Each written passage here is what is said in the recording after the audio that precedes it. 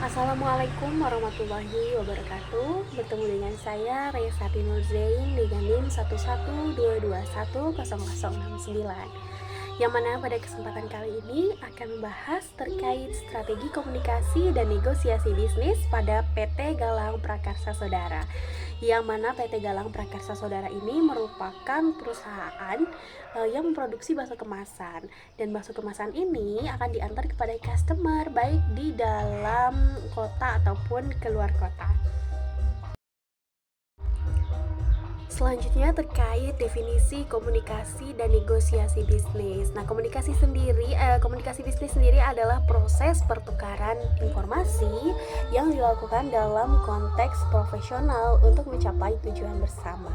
Sedangkan negosiasi bisnis adalah proses interaksi dua pihak atau lebih untuk mencapai kesepakatan yang saling menguntungkan. Jadi intinya adalah tujuan daripada negosiasi adalah meraih keuntungan dari kedua belah pihak. Nah, keduanya itu penting tentu untuk membangun hubungan kerja yang efektif dan menjaga kelangsungan bisnis. Nah, setelah itu ada manfaat komunikasi dan negosiasi bisnis. Nah, manfaatnya itu pertama membangun kepercayaan antar tim dan mitra bisnis, karena semakin komunikasi yang baik itu kan mempererat silaturahmi, lalu meminimalisir kesalahan sehingga dapat memberikan kepercayaan kepada orang lain ataupun orang lain kepada kita. Lalu menyelesaikan konflik secara efektif. Tentunya konflik yang terjadi itu harus dilakukan briefing, diskusi, tentunya dengan komunikasi yang baik supaya konflik tersebut dapat diselesaikan. Lalu meningkatkan produktivitas dan pelayanan pelanggan, dan yang terakhir yaitu meminimalkan miskomunikasi dan pengambilan keputusan. Lalu ada unsur-unsur komunikasi di PT Galang Prakarsa Saudara. Kebetulan waktu itu saya pernah bekerja di sana sekitar tahun 2019, dan 2019 itu memang awal berdirinya perusahaan ini. Nah, unsur-unsur komunikasinya itu pertama ada komponen yang terdiri dari pengirim pesan. Nah, pengirim pesan ini itu ada dari saya sendiri, dari customer service. Lalu si penerima pesannya itu ada dari setelah saya menerima orderan dari customer, saya mengirimkan pesan kepada leader tersebut, leader di PT itu. Nah, leader ini yang nantinya akan mengatur seberapa banyak produksi bakso kemasan yang akan diproduksi pada hari itu. Nah, leader itu akan menyampaikan kepada tim produksinya.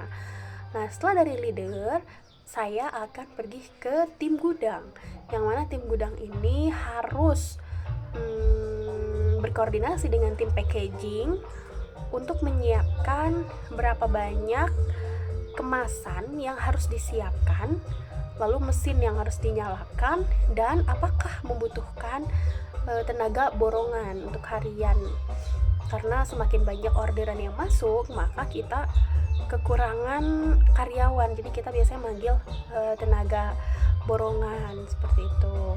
Lalu dari tim gudang saya akan menyampaikan ke driver, atau tim gudang yang langsung menyampaikan ke driver supaya bisa mempersiapkan dia mau datang jam berapa, ngecek kondisi mobil, dan juga untuk mengatur jalur yang akan ditempuh. Setelah dari driver, tentunya driver akan langsung menyampaikan ke customer. Lalu yang kedua yaitu terkait saluran. Nah, di sini kita menggunakan alat komunikasi seperti WhatsApp ataupun telepon seluler. Setelah itu pesanan masuk, kita akan cetak faktur. Setelah cetak faktur, kita akan kasih cetak surat jalan untuk dibawa oleh driver.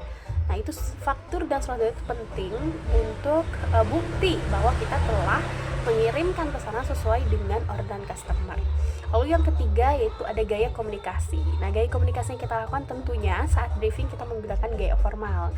Lalu semi formal untuk komunikasi internal, misalkan antara saya customer service dengan tim leader, tim gudang, driver, ataupun customer. Karena kalau terlalu formal itu kayak kurang menjalin kedekatan ya antara saya dengan customer, leader atau tim lainnya seperti itu. Lalu yang ketiga itu personal untuk penanganan keluhan. Tentunya tidak semua masalah itu kita bisa langsung langsung ngasih tahu ke bos, itu enggak. Tentunya kita pasti mata ke mata ya, 2 mata lah gitu ya, 4 mata, maksudnya 4 mata kita selesaikan secara tidak terlangsung ke atasan lah gitu, secara personal terlebih dahulu. Begitupun dengan customer.